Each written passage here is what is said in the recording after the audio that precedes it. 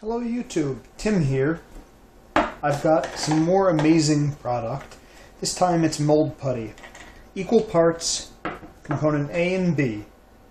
Now what I'm going to do is mold it around the thumb ring. That's really all I'm planning on doing.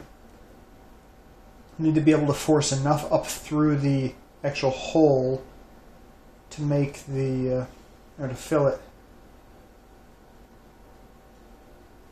I'm not sure how much time I have before it fully cures. They say you can expect it to cure in 20 minutes.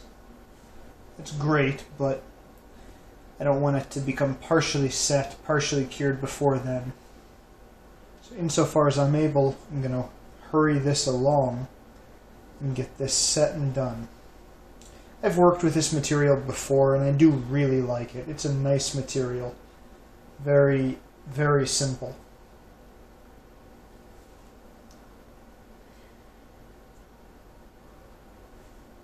My goal would be to make this thin, as thin as possible, because if I can do that, ultimately it should be fairly easy to remove the material, to shape it later. I can clip little parts off of it if I have to, etc. If it's too thick right off the get-go, that might not be super easy.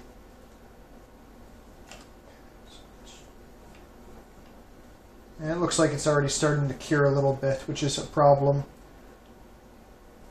This might have just been a learning batch. That's fine. Tell you what. Oh, look at that. Jeez, it's actually almost alright, even as it is. Might be able to use it. I'm just going to throw that piece out. It will cure, but that's fine. I wasted a little time because I was running out to go get you guys. I left the camera in the garage. So let's go ahead and measure out equal parts, A and B. Do it again, and tell you what, I'm going to be a little extra generous this time because I don't want to come up short. I want to be able to do this and do it quick.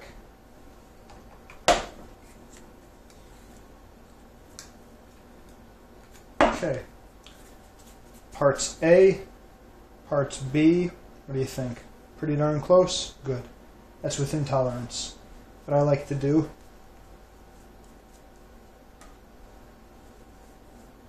flatten them like so. Now, you can roll it up, squish it flat, roll it up the other way,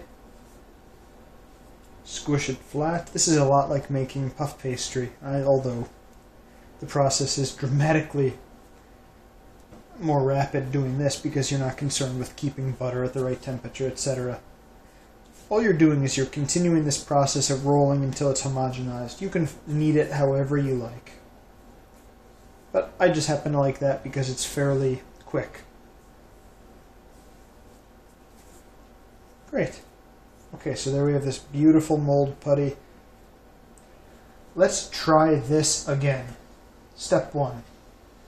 And let's try and remove some so that we can force that inside. So, 2 components, the outside and the inside. Let's start with the inside. And then we can work from there. So again, we can always cut off material that we don't need. Now from the outside,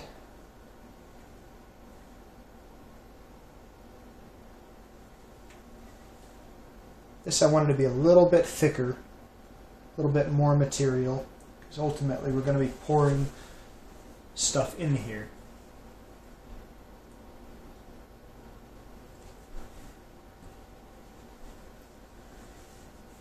Alright, it's almost shaped like a little boat. Now I know, this is sealed off. This is not going to work like it is. So we're going to have to, while it's still not fully cured, go in there with our knife and just make sure that we can reach the plastic.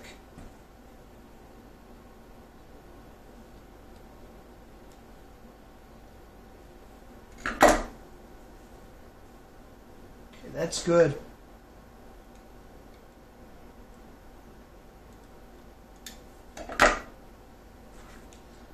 This is tedious work, but the point is, once this is done, there's not going to be much work left to do. Casting rings should be as simple as pie.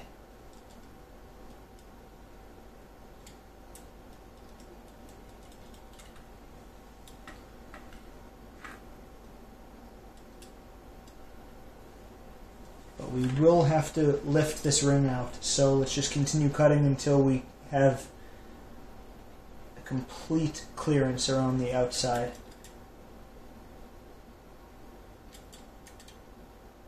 Doesn't have to be a lot. Silicone does stretch quite a bit. This in particular.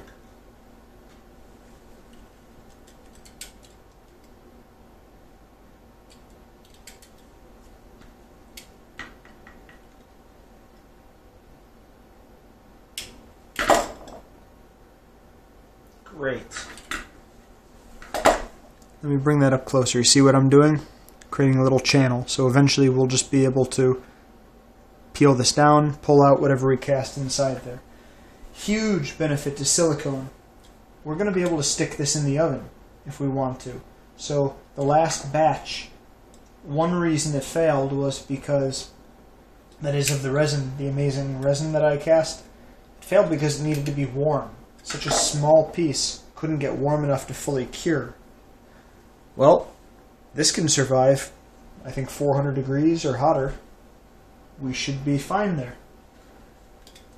We're not looking for perfection in terms of the shape of the thumb ring that comes out of here.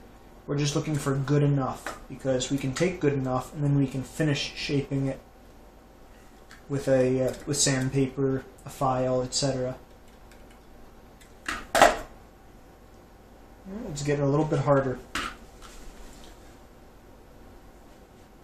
Well, for better or for worse, we're nearing partial cure here.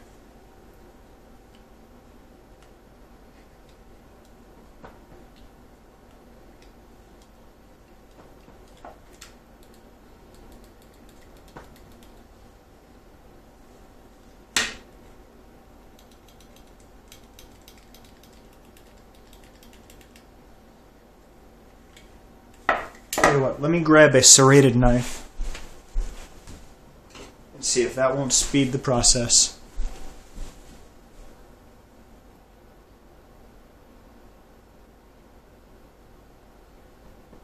Again, be very careful.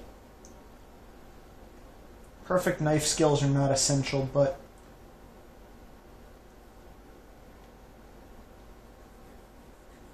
you don't want to cut yourself. Or if you do, at least do it on camera so then you'll have something to show everybody on YouTube, right?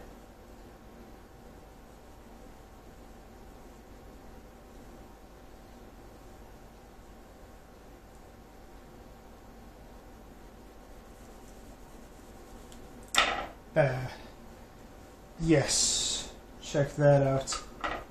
There we go. Once this is cured, I should be able to remove that without any trouble. I may have to trim away a little bit of excess still, but we're really, really darn close. And the closer we get to a finished mold, the closer we are to being able to cast the finished product. I'm very excited to be able to try that. There you go. We'll check back later, and we'll see if I'm able to extricate the original form made of InstaMorph, this wonderful material. And we'll see exactly where we are. Thanks for watching, YouTube. I'm so pleased that I can share these cool things with you, and I hope you guys like it. Let me know in the comments. Let me know what else you'd like to see, and I will be trying as hard as I can to answer everybody's questions. Thanks for watching.